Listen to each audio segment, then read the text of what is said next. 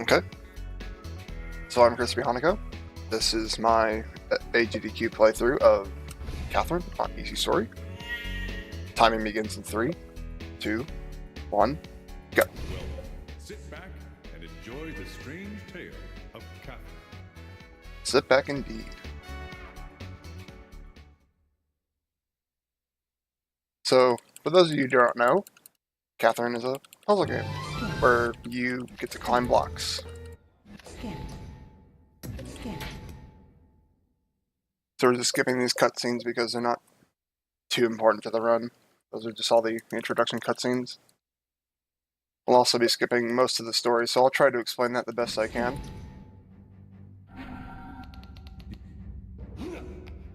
Right now we're going through the tutorial. It lasts about 3 stages, and it's just giving you basic ways to play the game. It's not too important to really worry about it.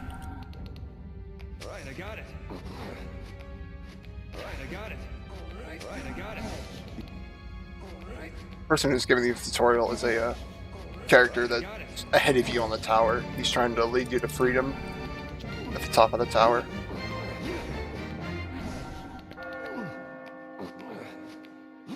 That bell ringing means we're pretty close to the top. And that's the first stage. You have about 2 more levels of tutorial, and then you should be free from all these little exclamation point interruptions. Congratulations on a perfect climb of the underground cemetery.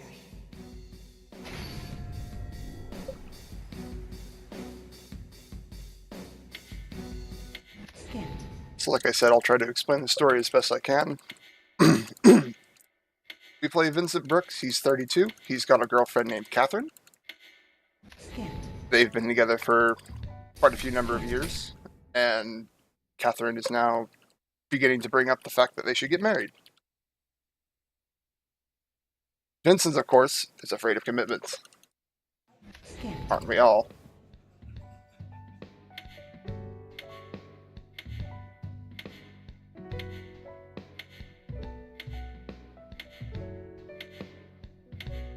So there we had lunch with her girlfriend, as all good boyfriends should. You got mail. And we were accompanied by our friends here at the bar, but they left early because they had to get to work. So do we, but we like being at the bar. Being alone with our thoughts. You got mail.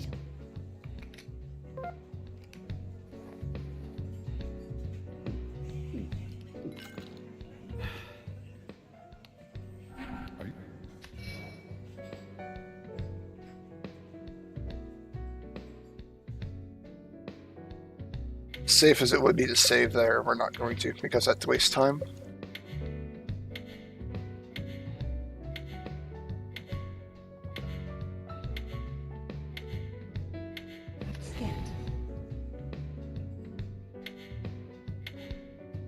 So we're moving on to the next set of puzzles, the next set of 3. 2 of which are the tutorials still, or the extended tutorial. It's you. What are you waiting for? And the 3rd of which is a boss fight. We'll fight 9 bosses, we'll quote-unquote fight 9 bosses. But really, we're just going to run away from them as fast as we can up the tower.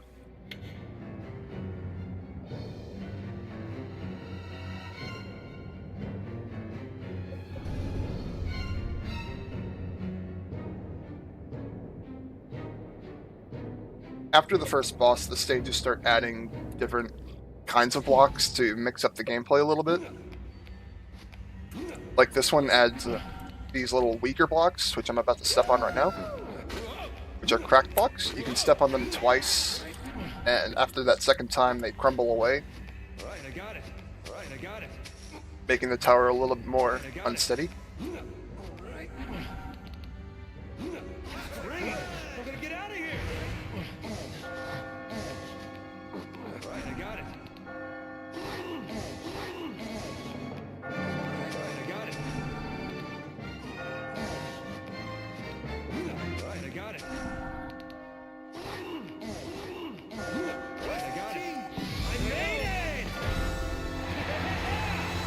the second stage.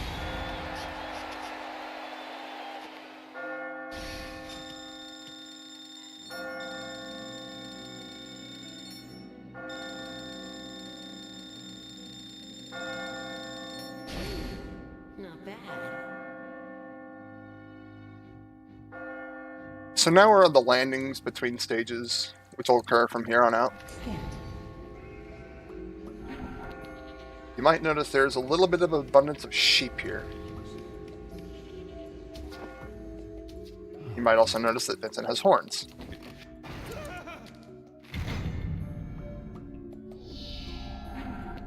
This place is a bit of a nightmare for anybody who has a girlfriend but isn't really committed to them in one way or another, either that they're cheating on them or they're unfaithful in some way. They don't want to get married, have a family, or anything like that.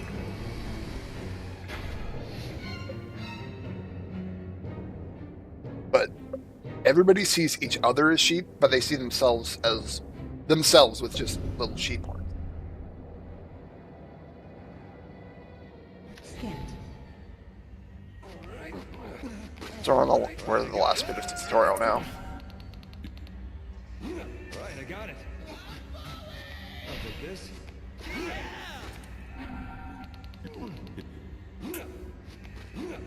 So now we're seeing sheep on the towers. In order to get out of this nightmare that we're in right now, you have to climb to the top, which means we may or may not have to push some sheep off to ensure our survival. But later on, they'll be able to do the same thing to us. I've also picked up a power-up that allows us to create a block. And in this particular spot, it's really helpful to have it. Right, I got it. Right, I got it. I made it!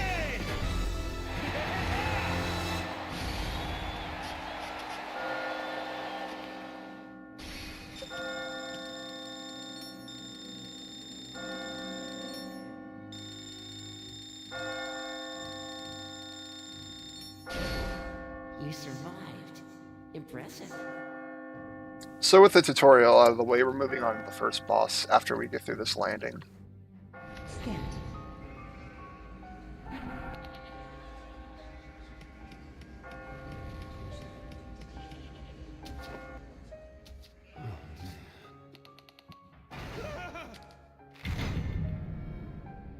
That is a very random question.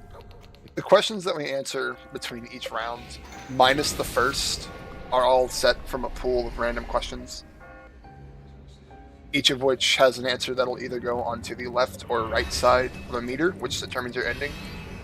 But the ending isn't important in the speedrun because we split before it.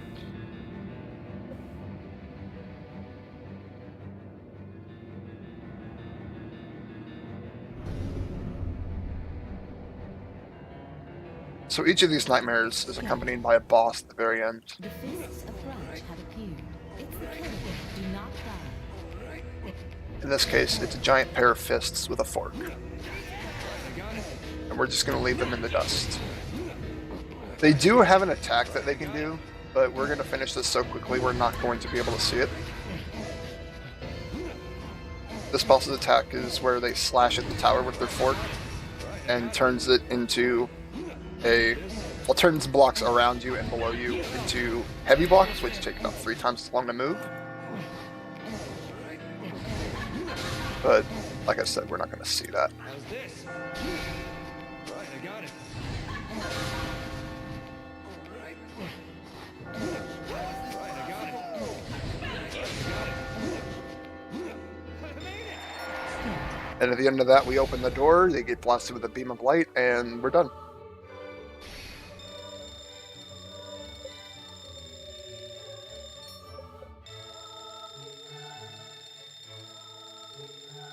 Congratulations are in order.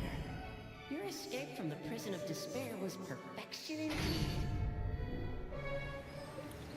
So now we're moving on to the next part of the story. So Vincent's going to wake up at this point, and surprisingly, he's going to find a woman in his bed. Isn't his girlfriend.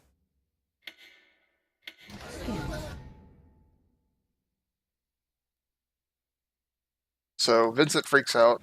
She freaks out as well. She has to go to a dentist appointment or something like that. Vincent goes to the little eating bar, the Kappa Heaven, with his friend Orlando. Have a bit of sushi. Talk about what happened last night. And then Vincent, being the creature of habit he is, goes back to the bar with his friends.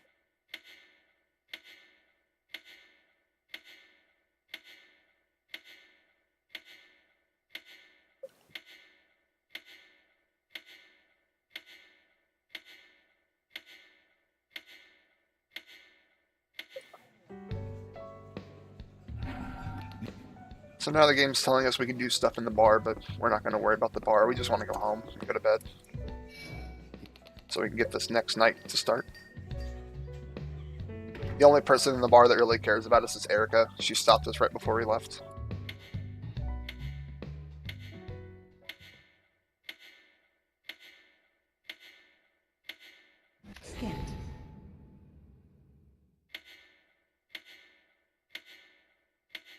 And we're moving on to the third night.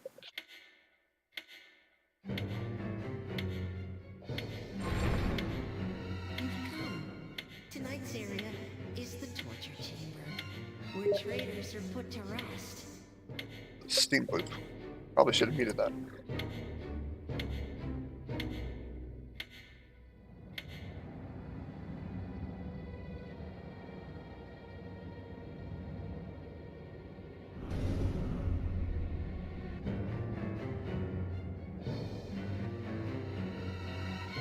So like the voice said, we're moving on to the torture chamber, which actually adds a new type of block, which is a spike block, or a trap block, whatever you want to really call it.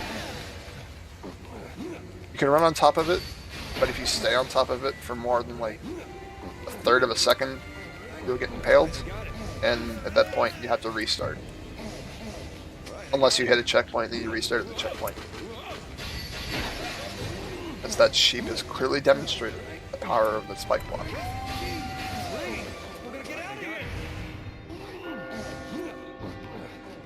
Well, I wanted to wait a little bit on that because, as the tutorial said, and as the blocks have been shown, the blocks, as long as they're touching by their edges, will pile on top of each other. It's like a really weird game of Jenga. It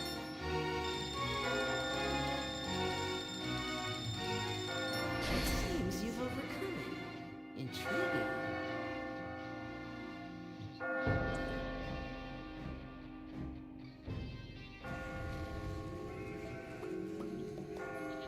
So now we're on the landing of the torture chamber. There's a lot of spikes and blades around here, but we don't have to worry about that.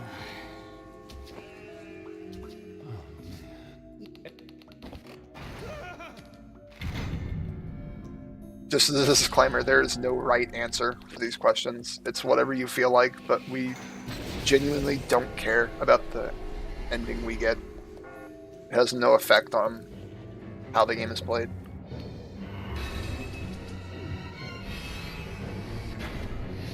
The only thing that slightly matters is that graph, because I believe if it's about a 50-50 split, it fills in faster, we can skip it faster.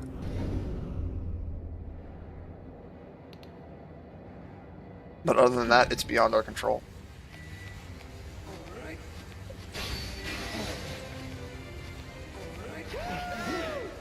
That little dark block right there below us was a heavy block, which is what the first boss would have turned the tower into. And this sheep right here is going to save our life. We're going to thank him by hitting him with a pillow.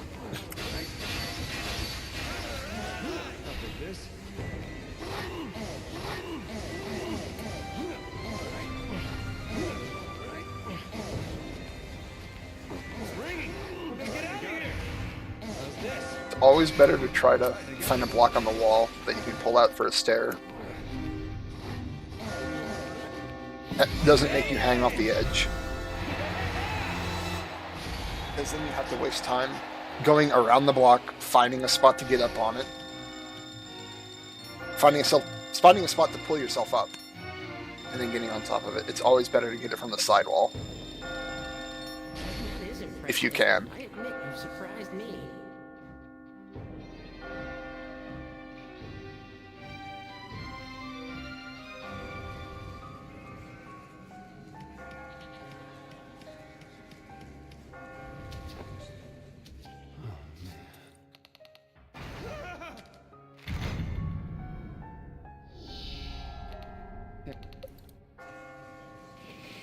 So now we're moving on to the second boss, which I should probably explain the sources of the bosses. They are Vincent's fears multiplied by about 100. So whatever's bothering him for the day will come to haunt him in his dreams. The first night, it was his girlfriend trying to be a bit more controlling. So it was her hands with a fork. Now, it's a giant butt monster. It's the killer. Do not die.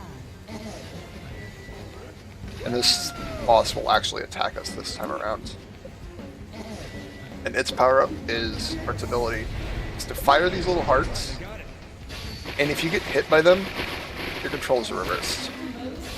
Of course, we can get hit by these and deal with them, but preference for me, I really don't want to deal with them. So I try to avoid them the best I can.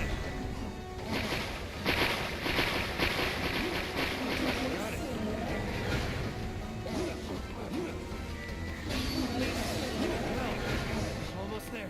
I got it. All right, I got it.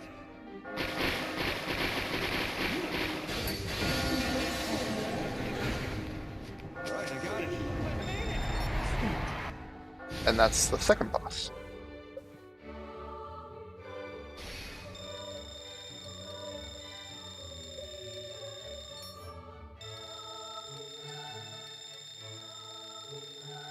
Congratulations. Most impressive. The torture chamber was not enough to restrain you. Runs of this game are fairly consistent. Unless you get a death, you're going to be playing the exact same every time. With the exception of maybe how the bosses attack you.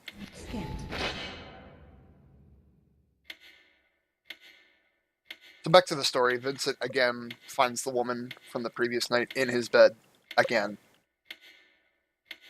Which then he is freaked out by. He then goes to have lunch with his girlfriend. In this scene, she tells him that she could possibly be pregnant. And Vincent thoroughly freaks out.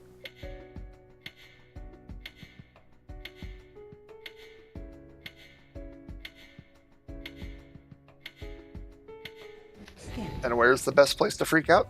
The bar with her friends that we don't talk to.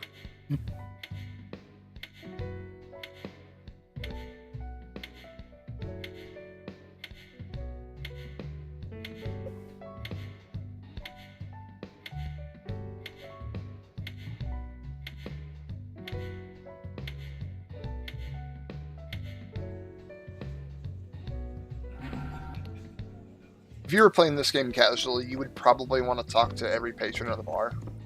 Because, oh, no, that's not what I wanted to do. Sorry. I don't know why I did that. But you would probably want to talk to every patron in the bar, because they do have something worthy to say, and you may or may not draw some similarities between them and the sheep that you find in between the stages.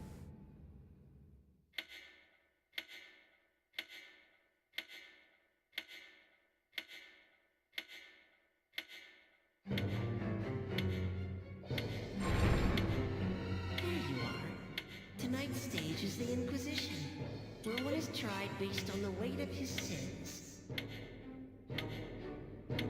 As the voice said, this is the fourth stage, the Inquisition.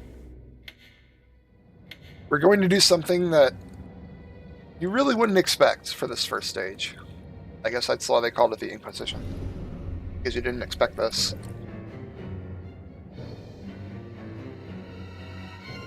The jokes just write themselves.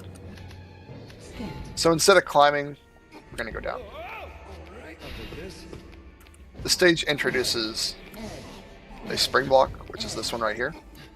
It sends you up about 6 blocks as soon as you step on top of it. And it's going to be really helpful because we're just going to let the stage fall away. And since the stages generate in chunks, we're going to... Oh, didn't do what I was supposed to do there. Let it generate in chunks. Jump on top of there. Oh, that didn't work very well, did it? That's not what I want to do either. I am off my game right now. We would let the stage generate in chunks and have it make the tower come closer to us as opposed to being farther away. I am still not awake.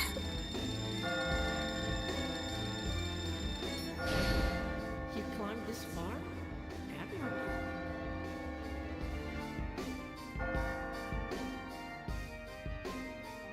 But that's stage 4-1.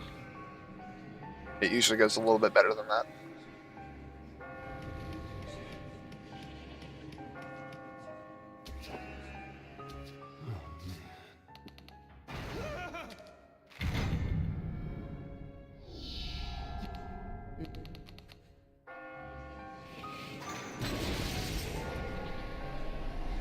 Along with that strategy being in stage 4, the boss is something that a lot of people don't expect, especially in real life. For whatever reason, it's not like they had 9 months to plan for it or anything. Tonight's Vincent Sphere is a giant baby. Scant. The child has appeared. It's a killer. Do not I got it. This baby makes the stage lag, which is my fear personally.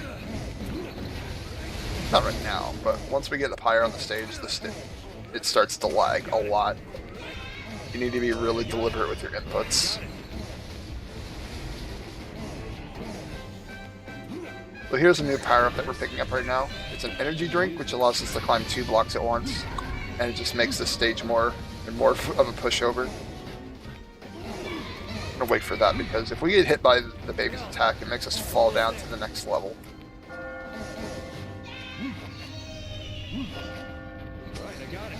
So now we're at the top just thanks to that energy drink. Right, I got it. I made it.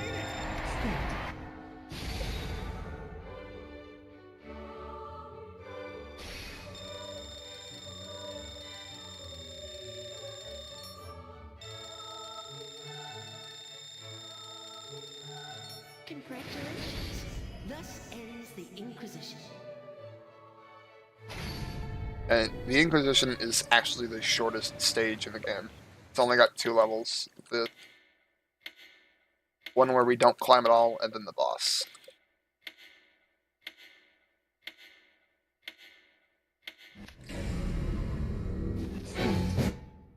Again, Vincent finds the woman in his bedroom.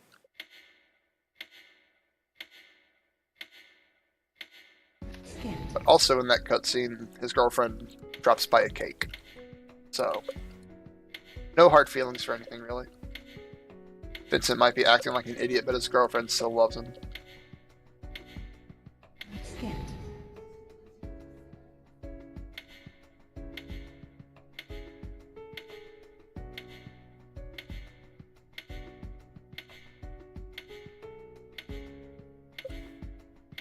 And all of these nightmare stages that we're going through, climbing the blocks and whatnot, are actually part of a rumor that's going around that happens about once every 100 years, affecting unfaithful men.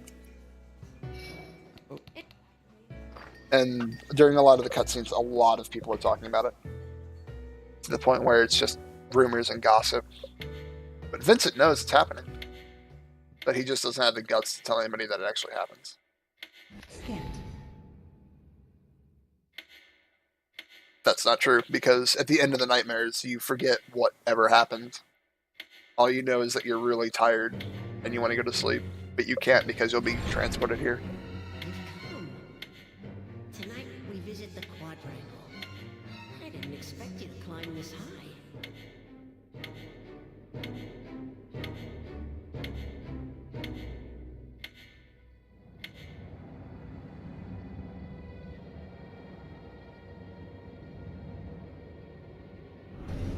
So this is the Quadrangle.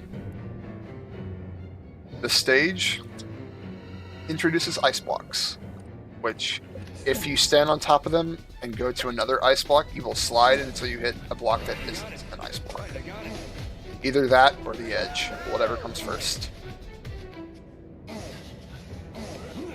If you're just doing one ice block at a time like this staircase right here, you'll be fine because they act like normal blocks. You can hang off them like normal blocks, but walking on them is the different story.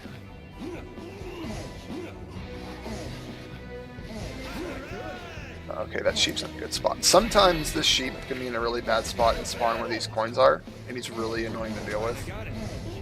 Because I would have to get that book down there, that red book, and at that point he would be smited with lightning, but he's in a good spot. He cooperated today.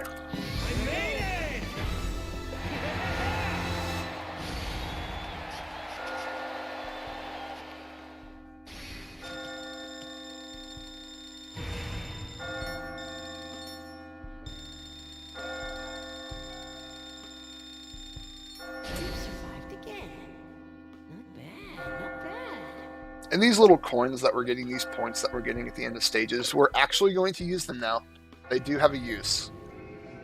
Not just to show off that you've climbed something the most efficient or got every item in the level. But this fat sheep right here is a shopkeeper. He sells 2 items a night. And this particular night, he's selling something really helpful, which is an energy drink. 2 items a stage, I'm sorry. It's not a night.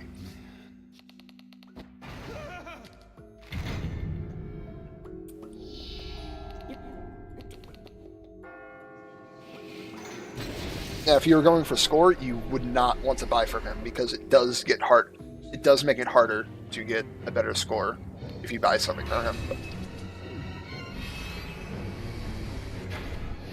But this is easy story, which is basically 90%. This isn't hard golds where you have to get golds on all the levels.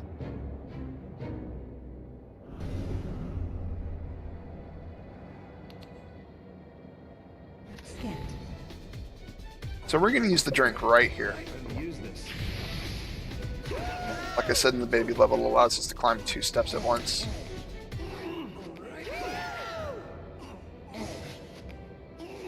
And this particular path that I'm taking helps us get about halfway up. Oh, that's not what I want to do.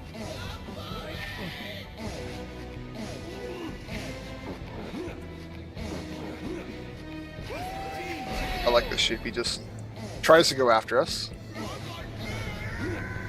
It demonstrates why ice blocks are scary. I got it. Just a little more. Right, I got it.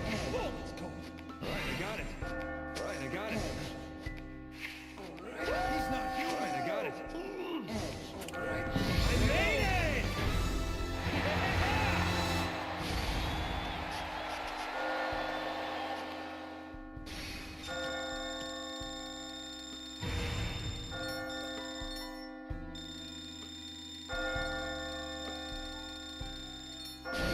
Climbing. It was a sight to see. Thank you, disembodied voice.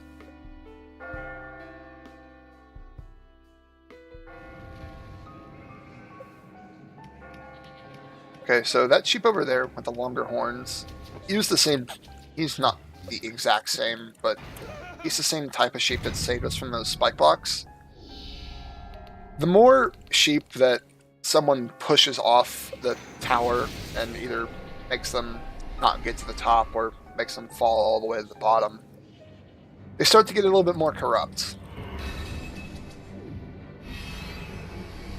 There are a couple more stages we haven't seen yet. I believe we saw one last stage, but I didn't comment on it. It was the giant gray one. Until they have a couple stages. So they have the normal sheep appearance, then they have the sheep with bigger horns, and now we're on the 3rd boss. I should probably talk about that one instead of the sheep. Oh, there. So much like every boss, we're going to leave them in the dust with this power-up. And this boss is our girlfriend in a wedding dress with a bouquet of flowers. And that's not what I wanted to do. That is, I might as well just reset that.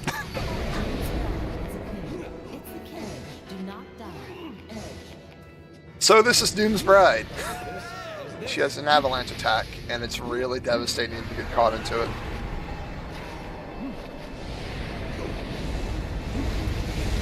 I try not to. Sometimes she's just not Very nice.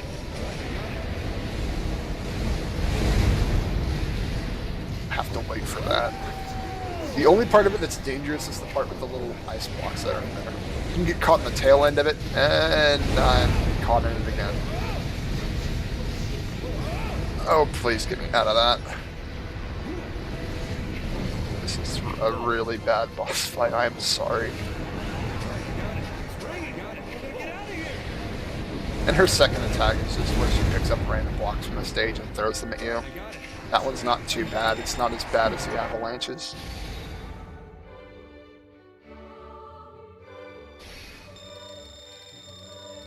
Like I said earlier, these runs are very consistent unless you get caught in one of their attacks. Congratulations. Amazing as always. And of course I would. Quadrangle did not pose much of a challenge. But back to the sheep. There's several different levels. The normal sheep, the one with the longer horns, and I believe they turn into a fat one, like the shopkeep. Then they turn into a big buff gray one, and then a blood red spiky one. And the blood red spiky ones can actually kill you. They don't care about pushing you off. They have an axe. They will chop your head off. Well, actually, they'll just make you explode into a skeleton and a pile of viscera, but...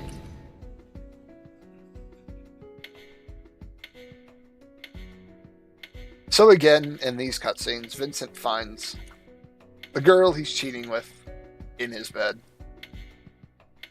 who also is named Catherine, but not spelled the same as our girlfriend. No, our girlfriend is spelled with a K, this one is spelled with a C.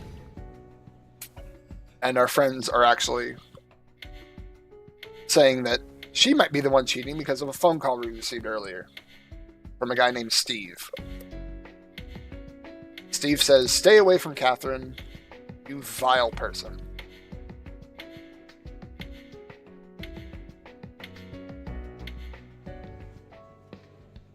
But, of course, being Vincent, the passive man that he is, we are going to heed the warning, but not as much as we should.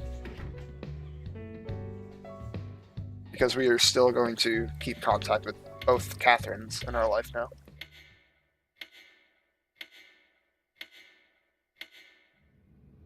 I should probably skip that cutscene. I was mashing the wrong button.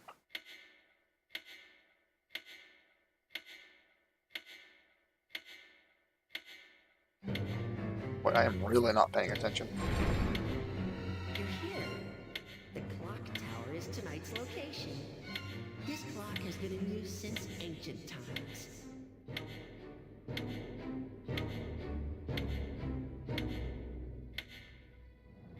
So we move onwards to stage 6. The clock tower. Which this stage actually introduces 2 new types of blocks, but they're kind of the same subset of blocks, really. It's this one right here. It's making a little hissing noise because it's a bomb. It will destroy all blocks around it. It'll turn them into cracked blocks. Unless they're a heavy block like those over there. That was just to demonstrate it. So these blocks will actually be destroyed. Bomb blocks will be destroyed. Any normal block around them will turn into a cracked block. Which means we can always stand on them twice. If it's a heavy block or an immovable block, like the ones I'm standing on now, they are not affected. And we're going to save this drink for a little bit later. And here's that big gray sheep I was talking about earlier. He's nice and buff. Wish I was as swole as he was. But then I would also be a sheep, so I'm not sure if the trade-off there would be good.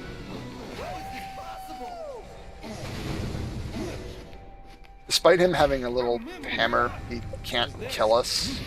He can only knock us down.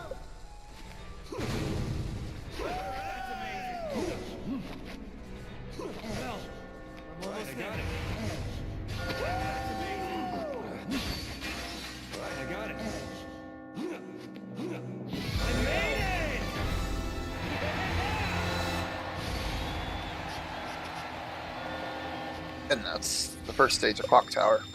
Now the stages are actually getting long. Clock Tower is the third longest stage in the game. The dexterity is impressive and entertaining.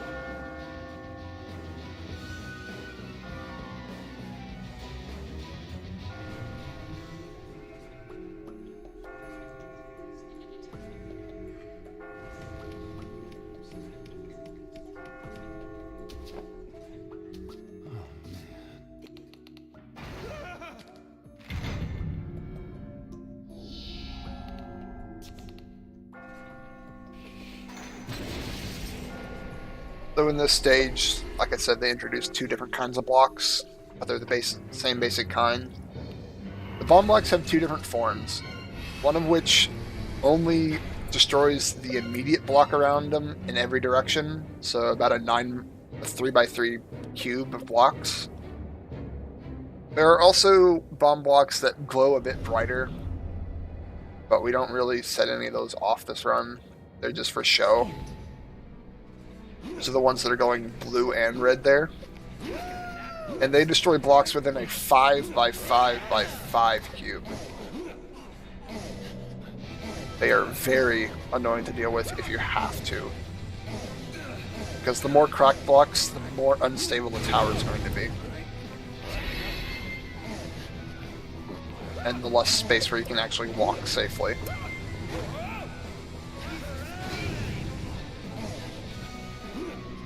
Oh, don't hug that block, Vince. Always wants to hug that block.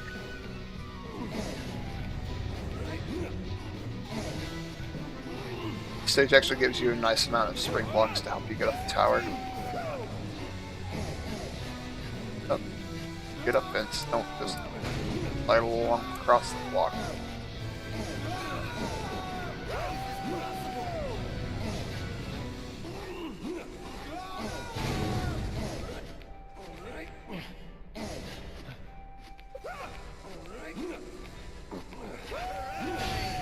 There might be a little energy drink power-up down there, but the shopkeep also sells one. I've tried both ways of getting the power-up here and from the shopkeep, and it doesn't make that much of a difference.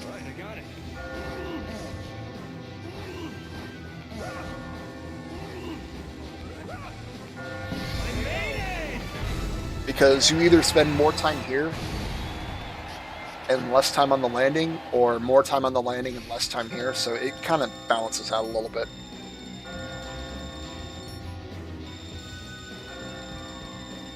But we do need a power-up for the next room, so we're just going to get it from the shopkeep in this one.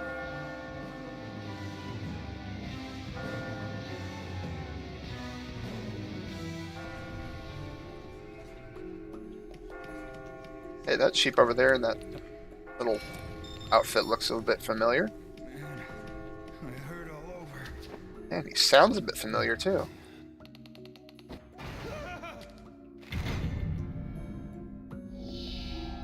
Some of the questions are a little entertaining with their answers.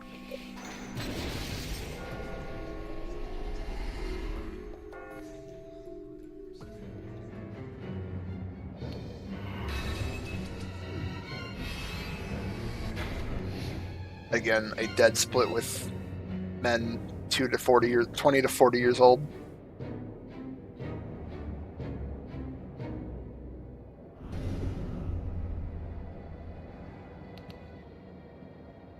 Scanned. So this one we're going to encounter a new enemy, which is only in this stage, which is the giant ant. How's this? Unlike the sheep who get pushed down to the next block, the ants just get shoved to the side. Right, I got it. Take this. We're only going to see two of them, really.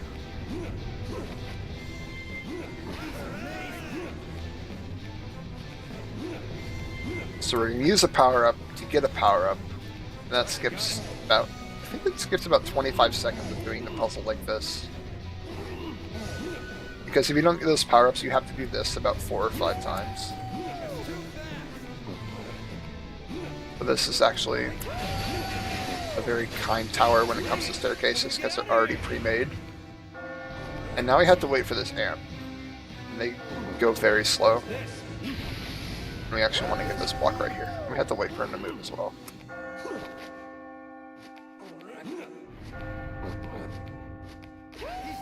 Using the drink here allows us to not worry about this puzzle right here. It's not a bad puzzle by any means. It's just faster to use the drink through there.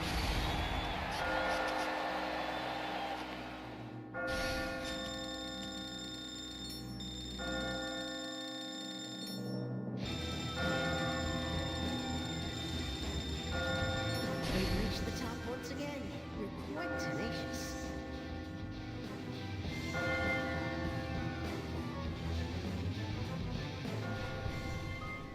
So they're not going to worry about buying anything now. Oh, that sheep looks and sounds familiar as well. I wonder who it is.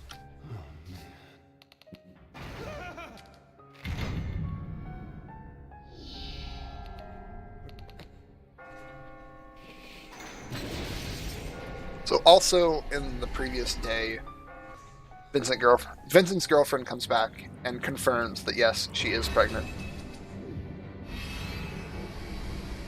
I'm not sure if what came first, either this boss or that point in the story, but either way, they've reused the boss. But it's not like a direct copy. This boss is actually more dangerous. Scanned. Child with chainsaw has appeared. It's the killer. Do not die. So yes, our child has a chainsaw, and they are after us. Should have just given him the credit card like he had asked for. Or maybe he bought the chainsaw with the credit card, I'm not sure.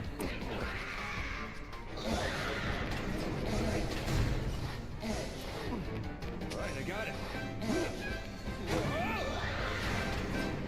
Spring blocks are very helpful on tall walls like that. We don't have to worry about pulling out blocks, making the tower collapse or anything like that. And this stage is actually very helpful with these power-ups. We've got several in the run. Or in this level. So there's one of this boss's power-ups where it takes away 2 columns of the stage. And here's the second, where it rains blocks that have been cut off and makes crack blocks and these little chainsaw things. You get caught in those, you basically get obliterated into a skeleton and viscera.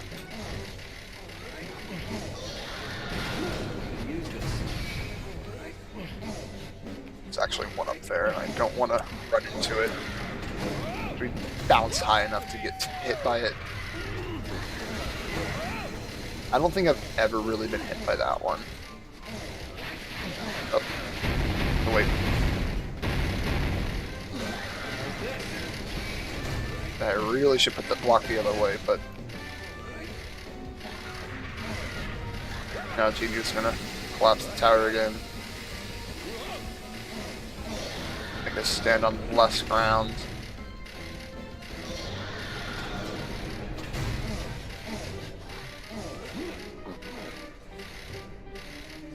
And now we have to wait for the stage to generate because arbitrary waiting times, am I right? Probably should have gone with a different block there. Right, I got it. But the stage generates really slowly. Almost there. And we don't want to get hit by this guy. Right,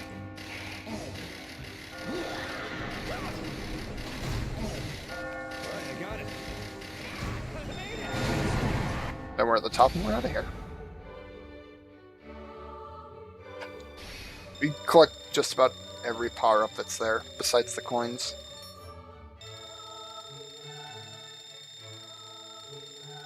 Congratulations! Astonishing work! The bell did not toll for thee here in the clock tower.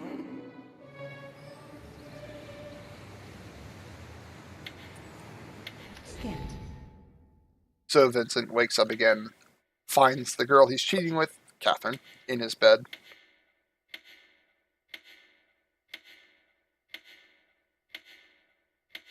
And proceeds to have her run out of his room. Again. Scanned. Proceeds to have lunch with his girlfriend. Again, as he always does, because he's a good boyfriend. Scanned. and confronts the guy named Steve that we talked to earlier, a couple nights ago, saying that neither of our Catherines are the right girl he's talking about.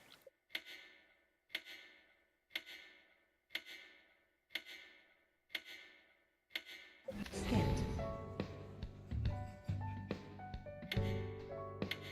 So what do? We go back to the bar.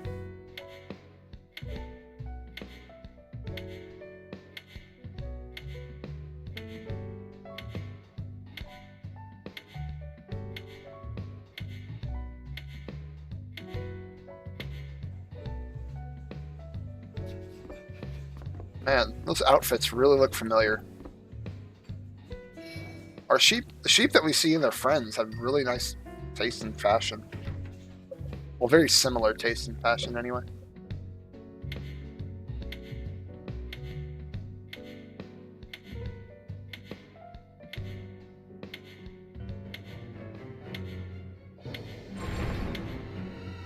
You're here. The Spiral Corridor is our locale tonight. It is a holy passage to the cathedral. So stage 7, the Spiral Corridor, is the second longest stage. As you can see, there are 4 little dots there and a boss door right there. That's 5 stages. Man, I knew my math class would come in handy. Skipped. We also get nice circus music as well. Circus-ish music. That instead, not on the wall.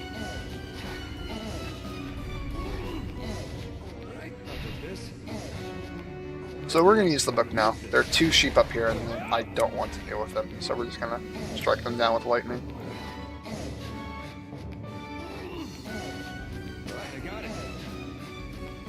The gimmick with this stage is that the puzzles are really short, but they have very interesting mechanics that I don't believe you get taught between the landings when you talk to other sheep.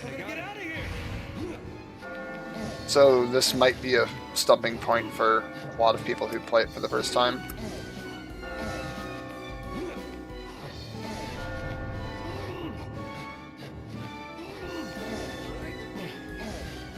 And also, as a reminder, you can go on the side of blocks and climb across, as long as there are no gaps. I made it!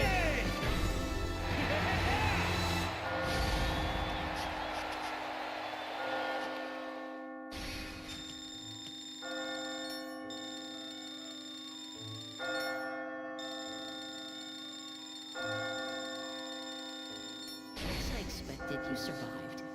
I knew you wouldn't die here.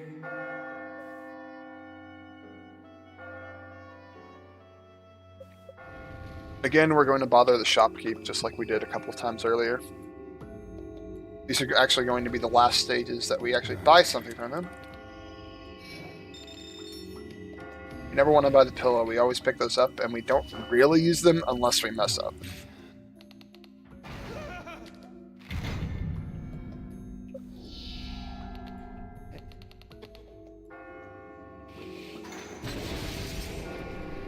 But I've got 36 retries because each pillow gives us 3 retries, and I've only used 1 on the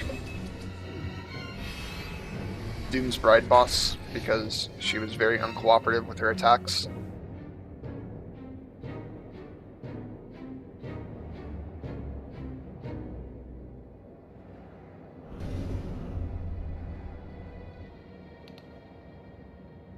Skipped. So like I said, these stages are really, really short. I think the first stage is actually the longest of them all. And this one's barely like 25 steps, Right, I got it. Well, I'm almost there. if that. Right, I got it. 21. Right, I got it. 21 steps.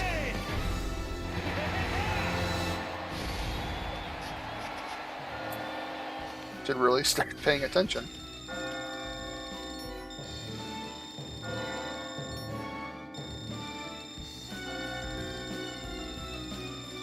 Doing well. you can keep this up.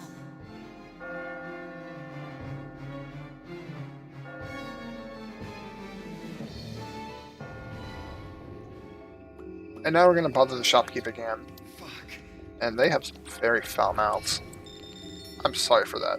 I can usually avoid those, but the faster way is to actually walk to them than to go out of your way to avoid them.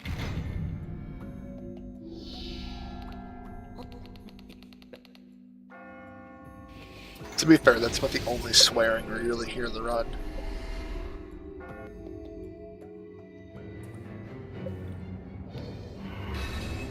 Unless I'm really bad at skipping cutscenes.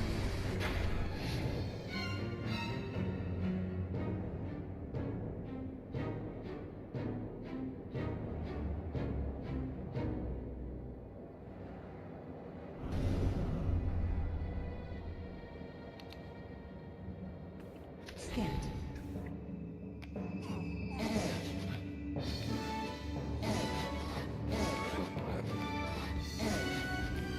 So this stage actually has a split path, and there is a very subtle difference between them. They're both about 3 blocks wide. This one has money in it, so we're gonna go for the shiny objects because we're humans. We can't avoid that. But the difference between this one and the one on the other side is that there are these immovable blocks right in the middle, which allows block physics to not really take place and make them not fall, A little more. because they're always being supported by one of their edges. I really hope this doesn't I got it. mess up. It's a very tight energy drink. Go. Yeah, okay, there we go. I made it! That drink scares me because it runs out as you are climbing that block. And if you mess up the movement on that by like 1 or 2 blocks, you have basically wasted about another 15 seconds. That one really scares me, honestly. Okay, so no shopkeep. A lot of people are gone now. Because these puzzles are difficult for the story characters, I guess.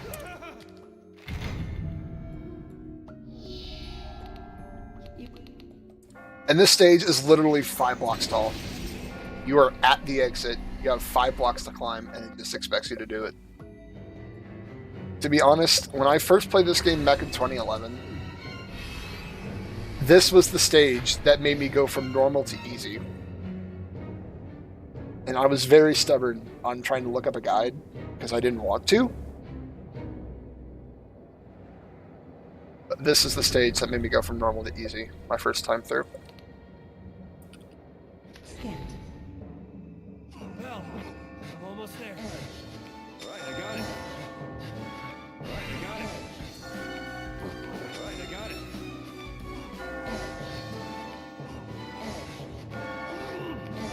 Speedrunning it makes it not hard at all. Right, I got it. Right, I got it. I made it!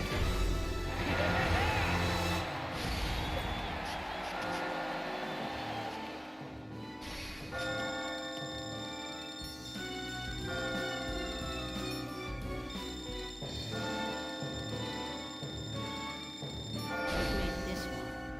I think I misjudged you. So that stage to all the story sheep are actually really hard. This is only me and the sheep left. Damn it. Okay, he's got a foul mouth. I apologize.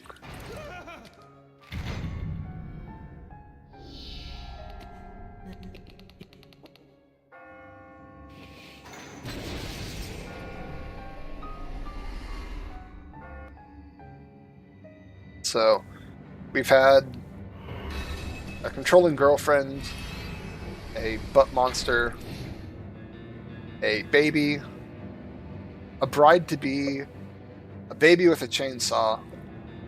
What can top that? What fear can top that?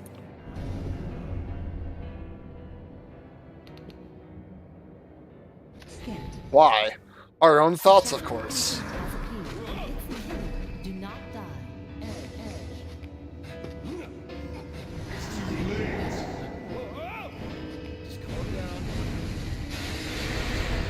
This boss is basically Vincent's inner thoughts for the whole week, culminated into one monster. He's got 3 things he can do. He's already done 2 of them, and we don't even worry about him.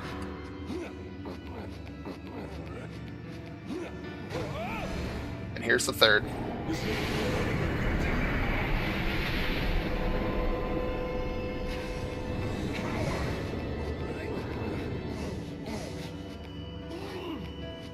So the shadow of Vincent isn't really that scary.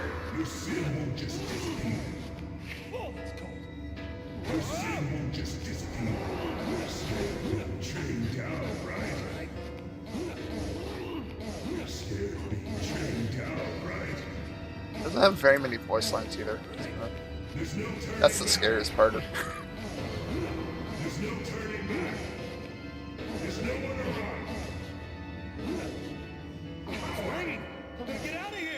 And that's the end of the stage. And we actually get a cutscene for the first time after a boss. Which, the sheep from the landing, spoiler alert for a 6-year-old game, is Steve. And the shadow of Vincent, and I guess the shadow of Steve, eats Steve. Because he's too slow. He had a sudden lapse in concentration. And he just gets eaten. So Steve is no longer in Vincent's reality. No longer on Earth. Skip the cutscene.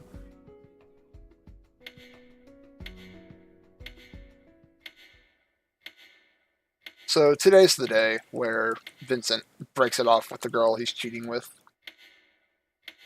He goes to his friend Orlando for help at the sushi bar. And of course, she doesn't take it very well. She doesn't take it so well, in fact, that she beats him up for it.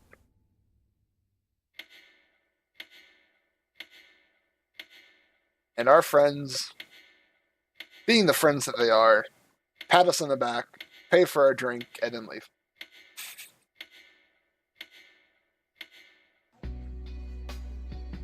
Oh boy. These friends are great. They leave us alone in the bar. Let's give us a pat on the back. The only person he really cares about us is Erica. She just makes sure we get home okay.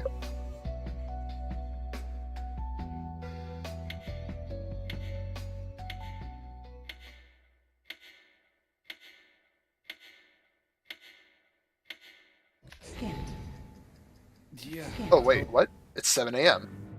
Oh wait, never mind. This isn't a nightmare, this is a daymare.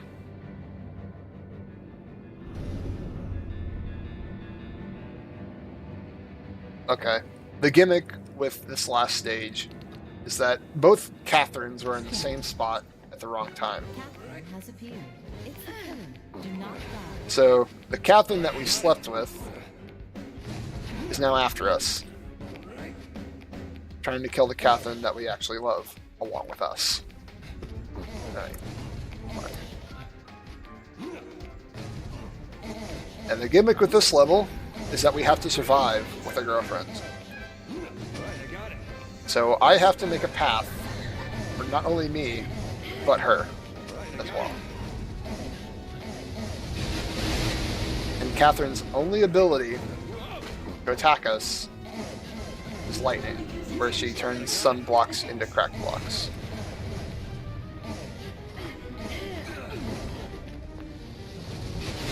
You might notice Vincent's face down in the corner for the Catherine wait thing. We don't really need to use that until the end.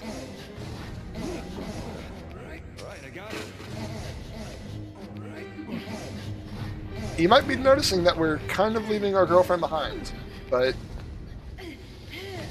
we can actually just bolt without her until about this point, where we actually need to wait for her. Because if we bolt now, the stage is going to fall really quickly, like it is now. And she needs to be up on these blocks in order to survive. So now we can just bolt. ask me how I know. Scanned. And there's no checkpoint there. If we either get struck by lightning ourselves, if Catherine gets struck by lightning, or if she falls off the stage because we're going too quick towards the end, we have to redo it. And that's about a minute and a half. Splendid climb. The cathedral was not your final resting place.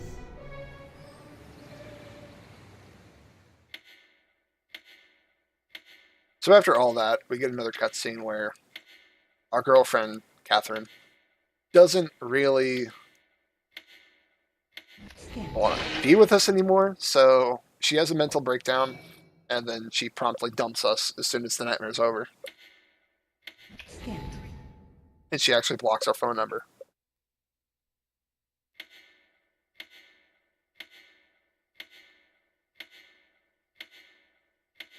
Scanned.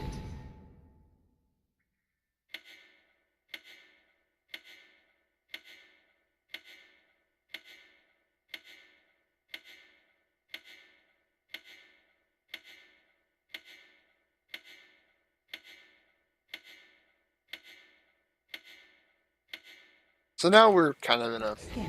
cutscene slump right now, where it's nothing but cutscenes for a while. This game actually has a really good story, and this is a very, very nice twist on the story, because Vincent finally mans up and realizes what's going on. Because throughout the whole week, Vincent has not... No one that Vincent knows has seen the girl he's cheated with. He's the only person who knows she exists. Which then Vincent has a flashback to the first night and finds out that the bartender Scanned. actually knows who she is. Which then Vincent confronts the bartender, and the bartender is confused and thinks he's actually been found out completely, but in reality he just digs a bigger hole for himself and then has to reveal the whole plot. The bartender is actually behind this whole thing. The girl that we slept with is a succubus that it was brought forth by him to perpetuate this rumor that's going around that happens every 100 years, which at this point is not a rumor anymore.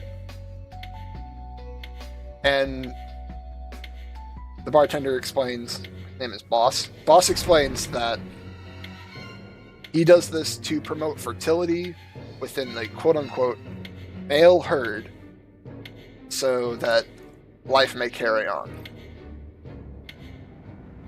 He singles out the men who are unfaithful, and it's just a really good story. I can't really explain it all that well.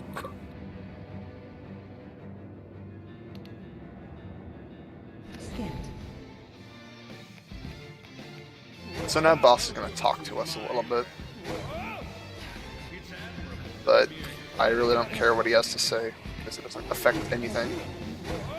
So Stage 9 actually introduces 2 new kinds of blocks. In this particular stage, the ones with the red curtains there are mystery blocks.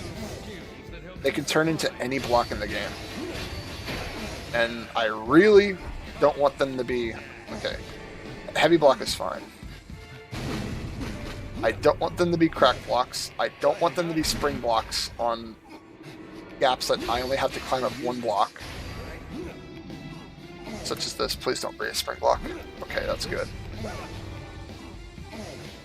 It can be any block in the game. Normal block, monster block, which we'll see in the next stage, which move on their own, and we can't hang on the front of them, but we can hang on the side.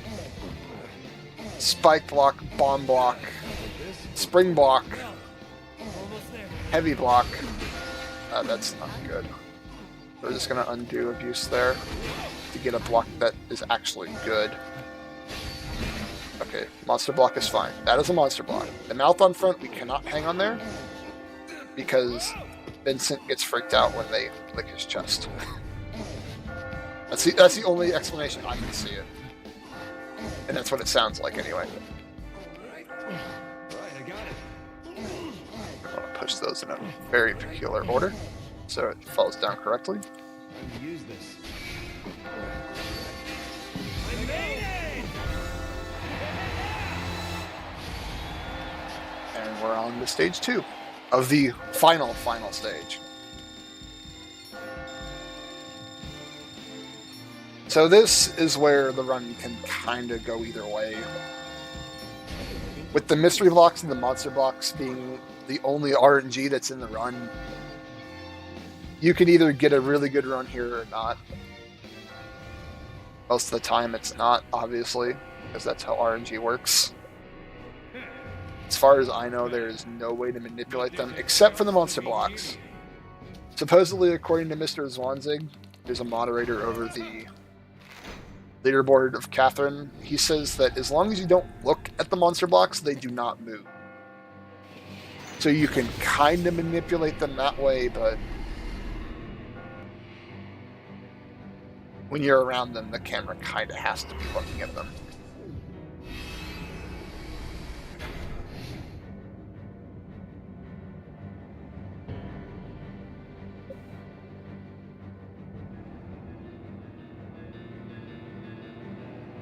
And if the mystery blocks last stage didn't produce monster blocks like they did, see, it produced a lot of them. This is our formal introduction to the monster blocks. They will move on their own. Spooky. Okay, this mystery block better not be a spring block, please. Okay, that's fine. Most of the time for me it's a spring block, and I really hate it when it is. Because there's nothing to grab onto, and it wastes time. Okay, that one being a crack block is okay.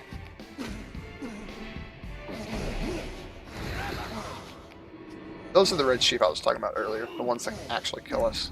This one being a spring crack block is fine too, because we used our drink here.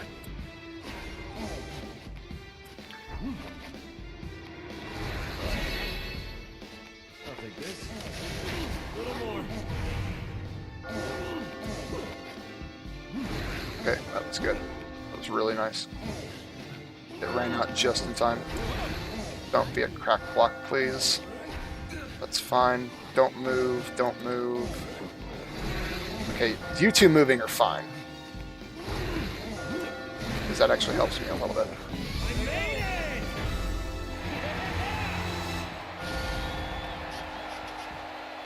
Whew.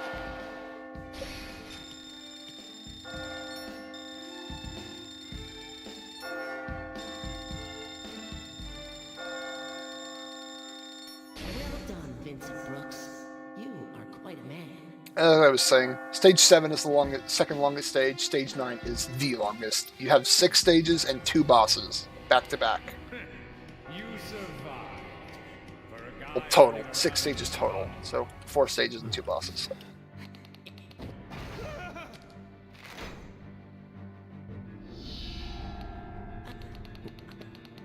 Might notice that the meter that we had for other questions isn't appearing now. These questions. It's because these questions determine your ending, along with the other ones. The other ones are a visual representation. These are a not visual representation. Behind the scenes, they're computing what you got with the first questions along with these to get your ending. But like I said, the ending doesn't matter. Unless you are smack in the middle of the meter and you answer all right on the last questions, you will have to answer 2 questions on the last stage, and that I found that out myself, actually.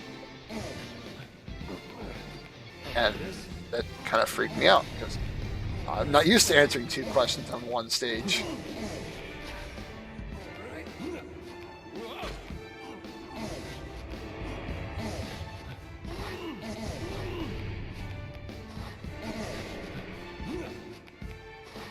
So each of these stages have a gimmick. Okay, spring block here is okay. So I need to be over here anyway. Oh, I want to do you first. That I don't have that block there for ground to stand on. Oh, poop. Let's do that. Okay, that worked out. Okay, that messed with my mojo because I'm not used to really going with a spring block there.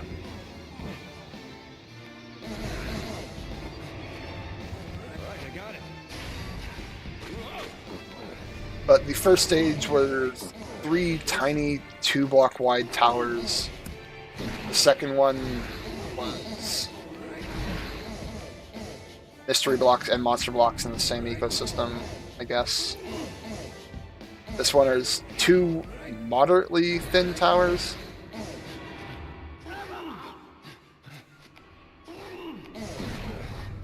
And also there's a thing here where if you're fast enough, you can get an early exit where like 9 blocks don't spawn, Alright, I got it.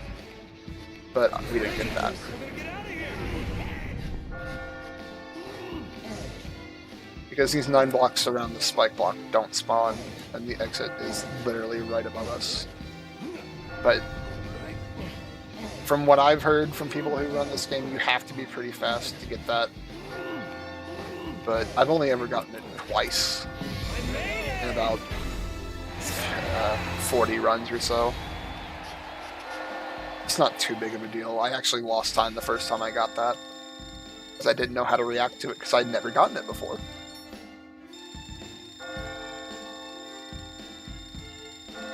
Captivated by your struggle. Come, climb on.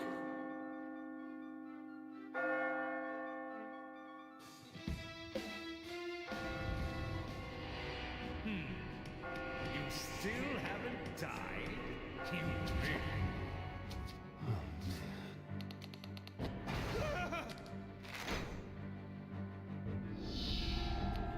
So we wish for peaceful days and the excitement of chaos. That's a very interesting ending there.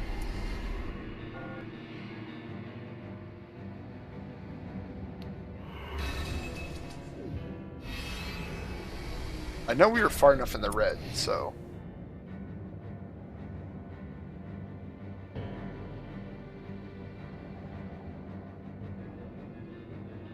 So stage 4's gimmick is that it just gives you one fairly thin tower. It's about 4 blocks wide the entire time, until at the end. Scanned.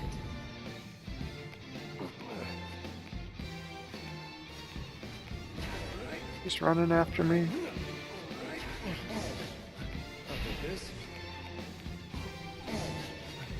I grab this one to try to keep the tower as wide as possible. That block over there doesn't matter.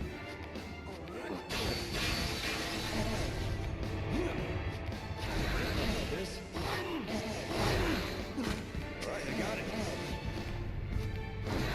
Use this. We can pull monster blocks, but we just can't hang on them.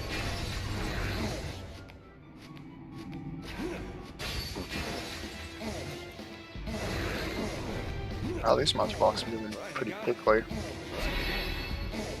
As soon as they get placed, they want to move.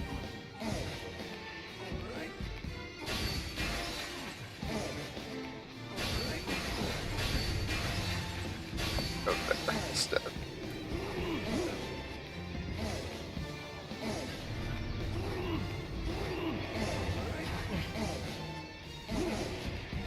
Alright, I got it.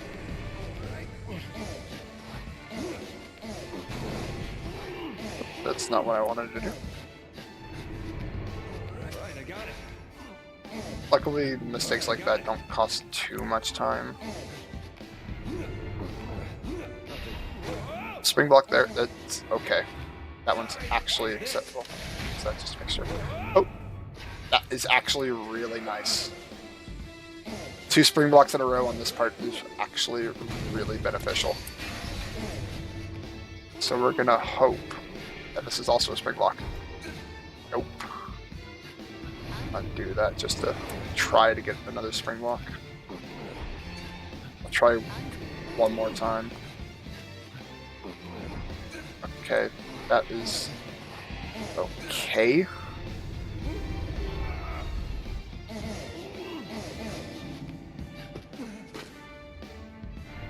Alright, I got it.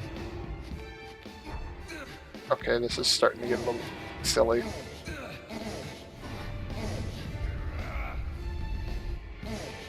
Now Oh, this one, don't be a spring block. What did I tell you?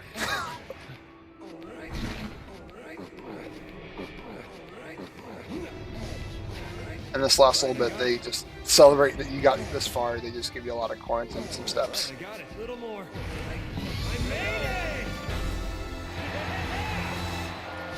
it! What did I tell you? But of course, when I have 1 block to climb up, they give us a spring block that sends us up to 6 blocks.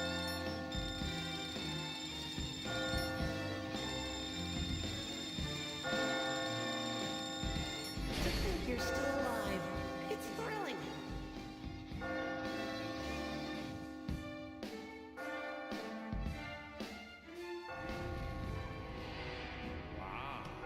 To think you have this much will to survive.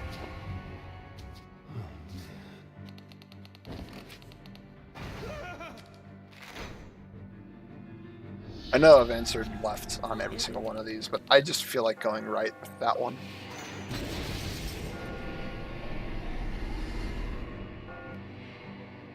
So we move on to final boss stage 1.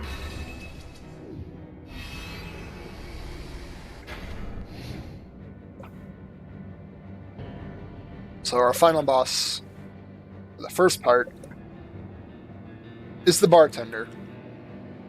And his real name is Thomas Mutton. Again, with the sheep puns in this game, there's a lot of them. Hint. Thomas Mutton has appeared. It's the killer. Do not die. So he's got a couple of things he can do. One of them being where he can change the blocks, change the special blocks within a cycle.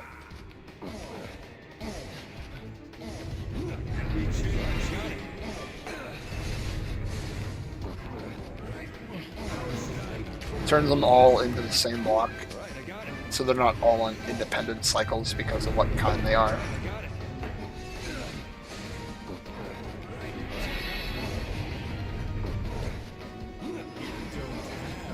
This is the second thing you can do. You can shoot at us and destroy blocks that we really don't want him to destroy. And he just did that. Demonstrate how annoying that was, he did it for us.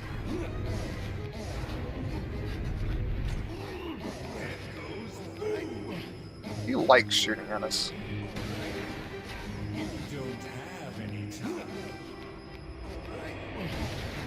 And you don't want to stand in front of that or you will be annihilated.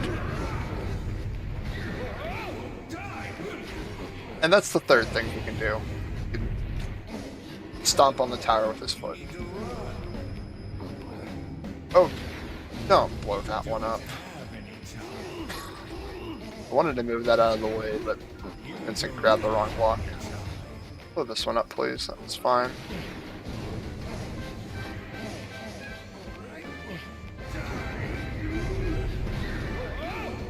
Okay, so I thought I could push that block before I did that.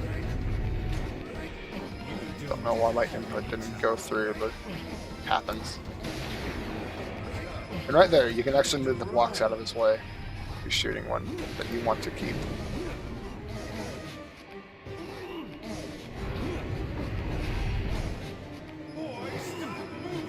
I want him to shoot here. So I don't have to worry about him destroying a block that I actually want.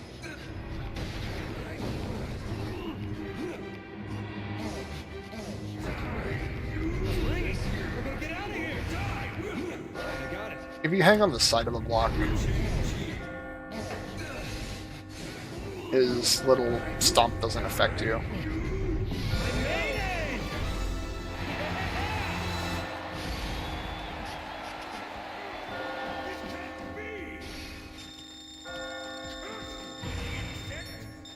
So the reason why I waited for him to change the blocks is because that last row before the ending gate were all black hole blocks. If we stand on top of them, we get sucked in. And if we actually move them from where they are, the ending gate isn't high enough and we can't leave. How could this happen?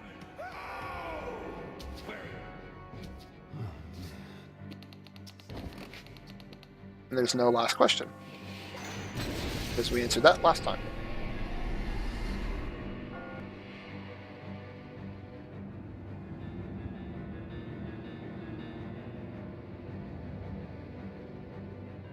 So this is the final stage. This stage actually has really nice music. Some Bach, I believe.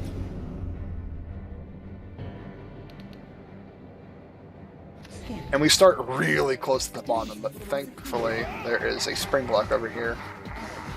And over here. And over here. That allow us to gain some ground pretty quickly. So this is Dumazid. He is Thomas Mutton's true form. And he has a couple things he can do, just like Mutton does.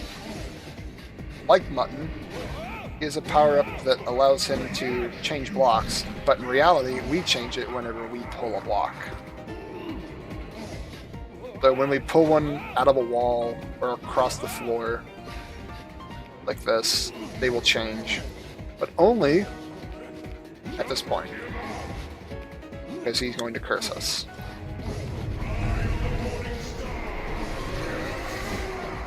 So now all the special blocks change on independent cycles.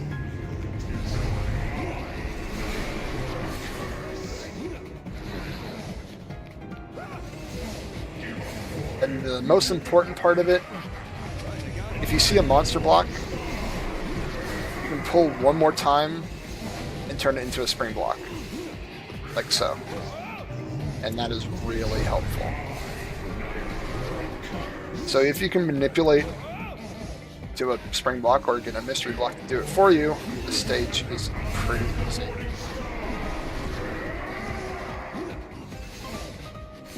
But obviously you don't want to do a spring block on a 1 block gap. So we're going to wait a little bit here. And we're actually going to change that block there.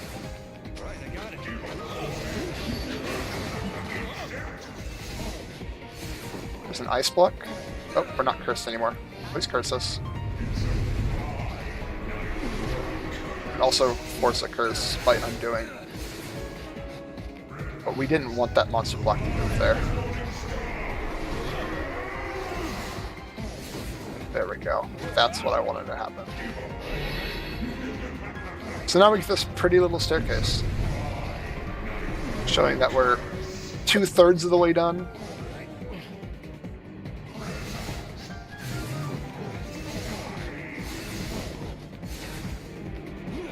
So yeah, I'm going to go up here because they spring block.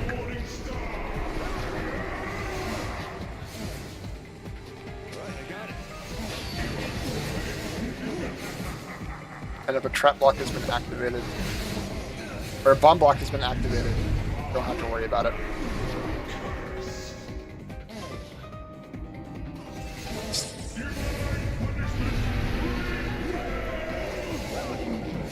That's his second thing he can do. His third thing only really happens if you're slow and towards the bottom of the stage. Oh, what? Okay, that is the first time that's ever happened. Legitimately. I have never been struck by one of the... I didn't want to pull that block.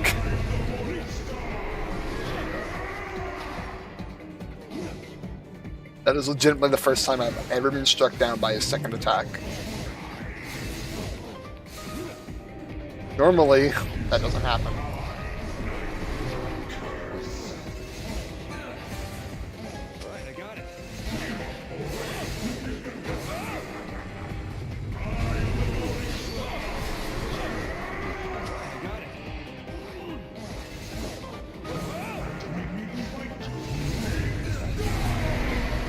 So let's hope that doesn't happen again.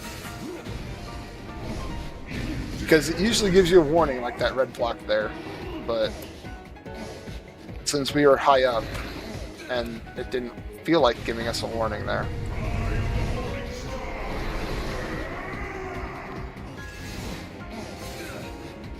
And also do that to try to not.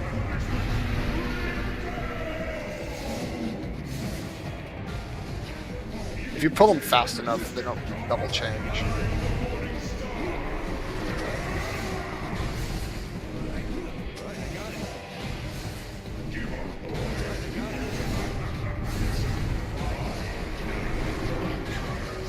He doesn't like to be quiet, does he?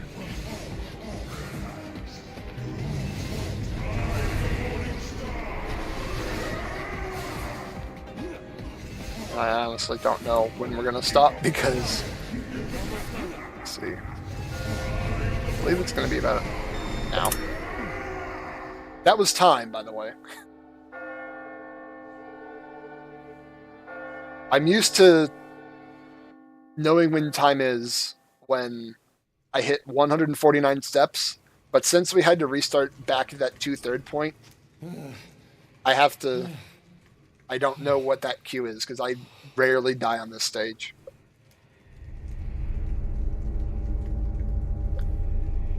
But with that, that is Catherine Easy Story Mode. I hope you guys enjoy, and I would be very honored if this would be accepted into AGDQ. With a final time of 1 hour, 26 minutes, 21 seconds. It's about 2 minutes within my PB. Like I said, these runs are very consistent unless you get bad RNG or mess up very poorly, like getting a death at the last stage, literally towards the last 20 steps of the level. But thank you so much for watching, and I hope to see you guys at AGDQ 2018.